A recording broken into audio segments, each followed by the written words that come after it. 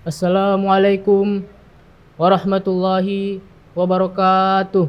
Innal hamdalillah nahmaduhu wa nasta'inuhu wa nastaghfiruh wa na'udzu billahi min syururi anfusina wa min sayyiati a'malina. May yahdihillahu fala mudhillalah wa may yudlilhu fala hadiyalah. Asyhadu an la ilaha illallah wahdahu la syarikalah wa asyhadu anna Muhammadan abduhu wa rasuluh la nabiyya ba'dah. Qala Allah Ta'ala fi kitabihil karim ba'da a'udzu billahi minasyaitonir rajim. Ya ayyuhalladzina amanu taqullaha haqqa tuqatih wa la tamutunna illa wa antum muslimun. Wa qala aidan Ya ayyuhan nasu taqu rabbakumul ladzi khalaqakum min nafsin wahidah wa khalaqa minha zawjaha wa bassa minhuma rijalan katsiran wa nisaa'a wattaqullaha alladzi tasaaluna bihi wal arham innallaha kana 'alaikum raqiba. Ya ayyuhalladzina amanu taqullaha wa qulu qawlan sadida yuslih lakum a'malakum wa yaghfir lakum dzunubakum wa may yuti'illaha wa rasulahu faqad faza fawzan 'azima.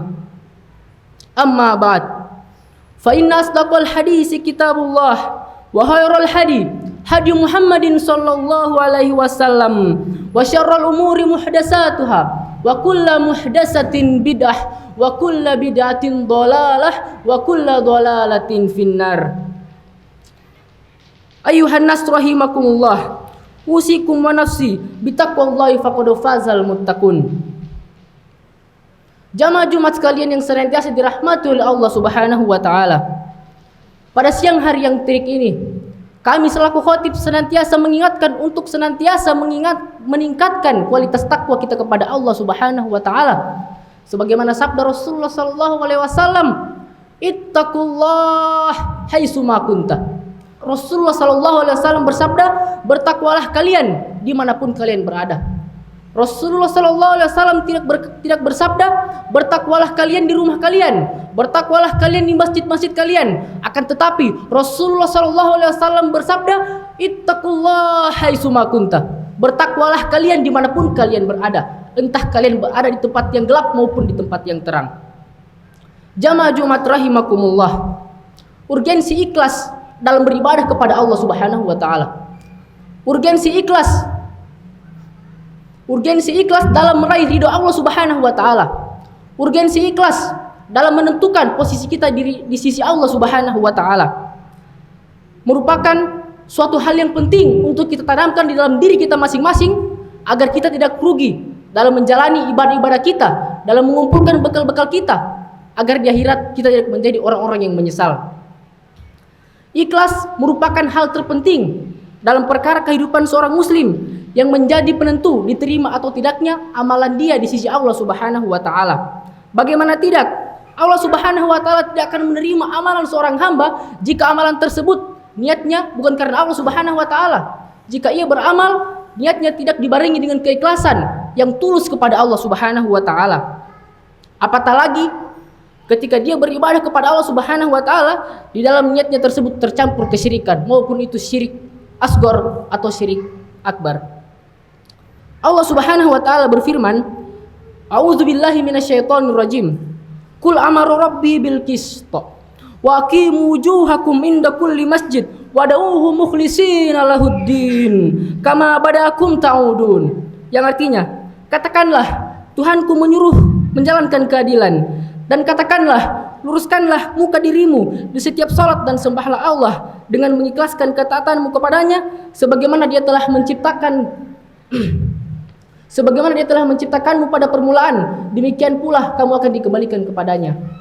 Thahir Ibnu Asyur menjelaskan dalam ayat ini terdapat penegasan ditolaknya segala bentuk kesyirikan, dan jika kesyirikan tersebut dapat dihilangkan berarti kita telah mewujudkan keadilan yang telah Allah Subhanahu wa taala perintahkan di awal ayat, yaitu yang difirmankan Allah Subhanahu wa taala dalam Quran surah Al-Bayyinah yang berbunyi, "Wa ma umiru illa liya'budullaha mukhlishina lahuddin Wa ma umiru illa liya'budullaha mukhlishina lahud-din hunafa wa yuqimus salata wa yu'tuz zakah wa dzalika dinul qayyimah. Allah Subhanahu wa taala berfirman, padahal mereka tidak disuruh kecuali supaya menyembah Allah dengan memurnikan ketaatan kepadanya dalam menjalankan agama yang lurus, dan supaya mereka mendirikan salat dan menunaikan zakat, dan yang demikian itulah agama yang lurus. Ikhlas artinya merupakan ibadah, hanya menyembah Allah Subhanahu wa taala dan tidak lain semata. Dalam beribadah kepada Allah Subhanahu wa taala, kita menanamkan ikhlas dalam diri kita agar pahala, agar amalan-amalan kita sempurna diterima oleh Allah Subhanahu wa taala. Jika amalan kita dibarengi dengan riya maupun sum'ah, maka kita akan mendapatkan pahala yang tidak sempurna di sisi Allah Subhanahu wa taala. Masyiral muslimin, Allah Subhanahu wa taala berfirman, "Wal hayyu la ilaha illa huwa fad'uuhu mukhlishina lahuddin alhamdulillahi rabbil alamin." Yang artinya, Dialah yang maha hidup, tidak ada Tuhan selain Dia, maka sembahlah Dia dengan tulus, ikhlas beragama kepadanya. Segala puji bagi Allah Tuhan semesta alam. Dalam ayat ini sangat jelas kita diperintahkan untuk memurnikan keikhlasan kita dalam beribadah kepada Allah Subhanahu wa taala. Dikisahkan oleh Imam At-Tirmizi dalam kitab sunannya bahwa Sufayya al-Asbahi suatu ketika memasuki kota Madinah. Ternyata ada seseorang yang dikerumuni orang-orang. Sufayya bertanya, "Siapa dia?" Mereka menjawab, "Abu Hurairah." Aku mendekatinya, lalu aku duduk di hadapannya sementara ia tengah asyik menyampaikan wejangan dan nasihat-nasihatnya. Saat dia diam dan selesai, aku berkata padanya, "Aku bersumpah atas nama Al-Haq, sampaikanlah suatu hadis padaku yang kau dengar dari Rasulullah SAW, yang dimana hadis tersebut engkau pahami dan engkau ketahui." Abu Hurairah pun menjawab, "Baik, aku akan menyampaikan kepadamu suatu hadis yang disabdakan oleh Rasulullah SAW kepadaku, yang aku pahami dan aku ketahui." Lalu Abu Hurairah menangis terisak-isak sampai pingsan. Setelah terdiam sejenak, kemudian beliau sadar dan bertutur, "Aku akan menyampaikan kepadamu suatu hadis yang disabdakan Rasulullah SAW di rumah ini. Tidak ada orang lain bersama kami." Setelah itu Abu Hurairah menangis terisak-isak sampai pingsan. Kemudian beliau sadar dan mengusap wajahnya lalu berkata, "Aku akan menyampaikan kepadamu suatu hadis yang disabdakan Rasulullah SAW kepadaku di rumah ini. Tidak ada orang selain kami." Kemudian beliau sadar lagi. Setelah itu Abu Hurairah menangis terisak-isak sangat keras sampai jatuh tersungkur pingsan lagi di atas wajahnya. Lalu aku menyerahkannya di badanku. Selang beberapa lama setelah beliau sadar, beliau berkata, "Rasulullah SAW menceritakan kepadaku bahwa Allah Tabaraka wa Ta'ala pada hari kiamat akan turun kepada para hambanya untuk memutuskan di antara mereka, dan masing-masing umat berlutut. Orang pertama yang dipanggil Allah Subhanahu wa taala adalah penghafal Quran, orang yang berperang di jalan Allah, dan orang yang dilimpahkan rezekinya. Allah berfirman kepada penghafal Quran, "Bukankah aku telah mengajarimu sesuatu yang aku turunkan kepada Rasulku?" Sang hamba menjawab, "Benar wahai Rabb." Allah bertanya, "Apa yang kau amalkan dari ilmu yang diajarkan kepadamu?" Ia menjawab, "Dengannya dulu aku salat di siang dan malam hari." Allah berfirman padanya, "Kau dusta." Kemudian para malaikat berkata, "Kau dusta." Allah berfirman, "Tapi kau ingin memperoleh pujian bahwa si fulan ahli membaca Al-Quran, dan memang telah kau peroleh pujian itu." Setelah itu pemilik harta didatangkan. Lalu Allah bertanya kepadanya, "Bukankah aku dulu melapangkan rizkimu hingga aku tidak membiarkanmu Bukankah aku dulu melapangkan rezekimu hingga aku tidak membiarkanmu memerlukan kepada siapapun?" Orang itu menjawab, "Benar wahai Rabb." Allah bertanya, "Lalu apa yang kau lakukan dengan harta tersebut?" Ia menjawab, "Aku menyambung silaturahmi dan bersedekah." Allah berfirman kepadanya, "Kau dusta." Para malaikat pun berkata, "Kau dusta." Allah berfirman, tapi kau ingin peroleh gelar bahwa si fulan dermawan, dan memang telah kau peroleh gelar tersebut." Kemudian Allah Subhanahu wa taala memanggil orang yang terbunuh di jalan Allah. Allah bertanya kepadanya, "Karena apa kau terbunuh?" Ia menjawab, "Aku diperintahkan berjihad di jalanmu ya Allah, lalu aku berperang hingga aku terbunuh." Allah berfirman padanya, "Kau dusta." Para malaikat pun berkata, "Kau dusta." Allah berfirman, tapi kau ingin dijuluki si fulan sang pemberani, dan memang telah kau peroleh gelar tersebut. Setelah itu Rasulullah SAW memukul lututku dan bersabda, "Hai Abu Hurairah, ketiga orang itulah makhluk Allah pertama-tama yang karena mereka api neraka dinyalakan. Nauzubillahi min zalik. Mari kita renungkan sejenak kisah tadi. Bagaimana seorang penghafal Quran, seorang yang berjihad di jalan Allah, yang dimana berjihad di jalan Allah dijanjikan surga atas mereka. Dan orang yang dilapangkan rezekinya dan bersedekah kepada Allah Subhanahu wa taala, akan tetapi amalan mereka tidak diterima di sisi Allah Subhanahu wa taala karena perkara keikhlasan. Bagaimana dengan kita semua? Apakah keikhlasan kita telah kita tanamkan di hati kita masing-masing? Apakah dengan keikhlasan kita yakin, dengan kualitas keikhlasan kita yakin amalan kita akan diterima di Allah Subhanahu wa taala? Ma'asyiral muslimin, ada banyak hal yang merusak keikhlasan, antara lain syirik akbar dan syirik asghar. Sebelum itu saya akan membacakan suatu firman Allah Subhanahu wa taala dalam Quran surah Al-Asr yang merupakan sebuah perintah, sebuah pentingnya, urgensinya menanamkan keikhlasan di dalam diri kita masing-masing. Allah Subhanahu wa taala berfirman, demi masa sesungguhnya manusia berada dalam kerugian kecuali orang-orang yang saling mengingatkan dalam kebaikan dan saling mengingatkan dalam sabar kesabaran. Firman Allah Subhanahu wa taala yang satu ini menyeru kita untuk senantiasa mengingatkan kita dalam kebaikan agar kita tidak terjerumus dalam hal tersebut, agar kita saling mengingatkan dalam hal keikhlasan untuk senantiasa meningkatkan kualitas ibadah kita kepada Allah Subhanahu wa taala. Kita kembali. Syirik akbar artinya meyakini keberadaan bagi suatu Allah. Mungkin kita semua telah mengetahui apa itu syirik akbar, yaitu kesyirikan yang dapat menyebabkan kita tidak diampuninya dosa kita dan kekal abadi di dalam neraka. Syirik akbar bukan cuma membuat amalan kita diterima di sisi Allah, akan tetapi membatalkan semua amal yang kita lakukan semasa kita hidup di dunia. Yang selanjutnya ada syirik asghar. Nah, syirik asghar merupakan perkataan dan perbuatan yang ditetapkan dalam syariat sebagai perbuatan syirik, tapi tidak mengeluarkan seseorang dari agama Islam, seperti riya atau menginginkan amalnya dilihat oleh orang lain, atau sum'ah, memperdengarkan amalnya kepada orang lain. Ini semua merusak kesempurnaan tauhid dan menafikan keikhlasan, membatalkan amal yang dikerjakan serta riya dan sum'ah tersebut. Rasulullah sallallahu alaihi wasallam bersabda mengenai satu hal ini, "Inna akhwafa ma akhafu alaikum asyirkul asghar." Sesungguhnya yang paling aku khawatirkan dari kalian adalah syirik kecil. Mereka bertanya, apa itu syirik kecil wahai Rasulullah sallallahu alaihi wasallam? Rasulullah sallallahu alaihi wasallam bersabda, "Ar-riya." Rasulullah SAW berkata, riya. Allah Azza wa Jalla berfirman kepada mereka pada hari kiamat saat orang-orang diberi balasan atas amal mereka, temuilah orang-orang yang pernah kau perlihatkan amalmu kepada mereka di dunia, lalu lihatlah apakah kalian menemukan balasan dari mereka. Hal lain yang merusak keikhlasan adalah melakukan amalan akhirat tapi mengharapkan keuntungan dan kenikmatan dunia. Kita melakukan suatu amalan kepada Allah Subhanahu wa taala. Misalnya kita sholat 5 waktu, kita bersedekah, kita berbuat baik kepada orang lain, akan tetapi di dalam lubuk hati kita tidak meniatkan amalan tersebut untuk kepada Allah Subhanahu wa taala, akan tetapi kita mengharapkan pujian dari orang-orang kepada kita agar kita dipuji. Si fulan adalah orang yang baik.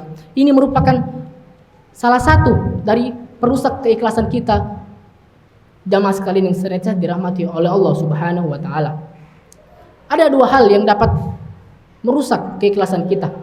Yang pertama adalah melakukan amalan akhirat tersebut murni hanya mengharapkan dunia, seimbang antara harapan dunia dan akhiratnya, atau tujuan dunianya lebih dominan, maka ini menafikan keikhlasan dan bisa mendatangkan dosa serta membatalkan amal. Rasulullah sallallahu alaihi wasallam bersabda, "Wa man 'amila minhum bi amalil akhirah lid dunya falaysa lahu fil akhirati nasib."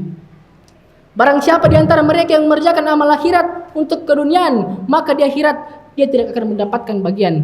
Yang kedua, sedangkan jika niat tujuan dunia itu menyertai tujuan syariat, maka hal ini dibolehkan. Akan tetapi tentunya pahala yang kita dapatkan berbeda dengan orang yang sepenuhnya meniatkan amalannya penuh kepada Allah Subhanahu wa taala. Ada pula perbuatan-perbuatan yang tidak merusak keikhlasan kita kepada Allah Subhanahu wa taala, antara lain mengharapkan bagian-bagian tertentu dari akhirat seperti meraih surga dan selamat dari neraka. Ini tidak menghilangkan keikhlasan.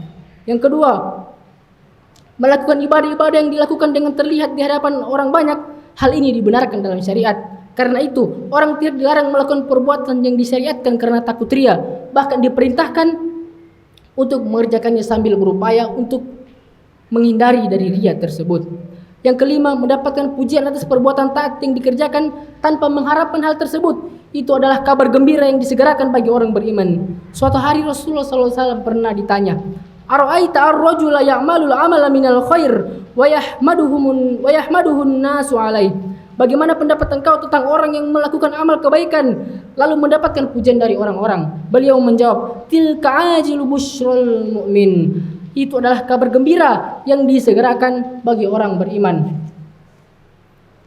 Yang selanjutnya ada memperindah pakaian. Hal ini tidak dilarang dalam Islam karena Allah Subhanahu wa taala menyukai keindahan. Innallaha jamil wa yuhibbul jamal. Sesungguhnya Allah itu indah dan menyukai keindahan. Barakallahu li wa lakum fil Qur'anil Karim wa nafa'ni wa iyyakum bima fihi minal ayati waz zikril hakim. Wa taqabbalallahu minni wa minkum tilawatahu. Innahu huwas samiul alim.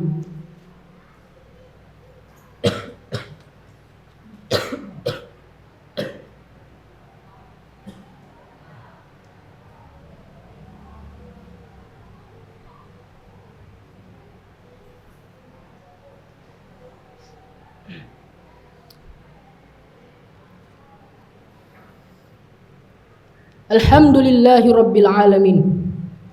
Wassalatu wassalamu ala asyrafil anbiya'i wal mursalin. Nabiyyina wa habibina Muhammad wa ala alihi wa sahbihi ajmain. Wa man tabi'ahum bi ihsanin ila yaumiddin. Jamaah sekalian yang senantiasa dirahmati oleh Allah Subhanahu wa taala. Apakah kita sudah percaya keikhlasan kita mampu membuat Allah Subhanahu wa taala menerima amalan kita dengan sempurna? Apakah dengan keikhlasan kita, apakah niat kita sudah tulus dan kita percaya diri bahwa itu akan diterima di sisi Allah Subhanahu wa taala?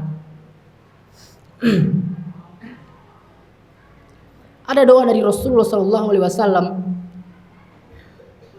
di mana Rasulullah sallallahu alaihi wasallam pun berlindung akan hal tersebut, yang berbunyi, Allahumma inni a'udzubika an usyrika bika wa an a'lama wa astaghfiru lima la a'lam. Artinya, ya Allah, aku memohon perlindungan kepadamu dari perbuatan menyekutukanmu sementara aku mengetahuinya, dan aku pun memohon ampun terhadap perbuatan syirik yang tidak aku ketahui. Bahkan Rasulullah SAW, manusia yang paling mulia, ia takut akan hal ini. Ia takut akan poin ini, keikhlasan kepada Allah Subhanahu wa taala.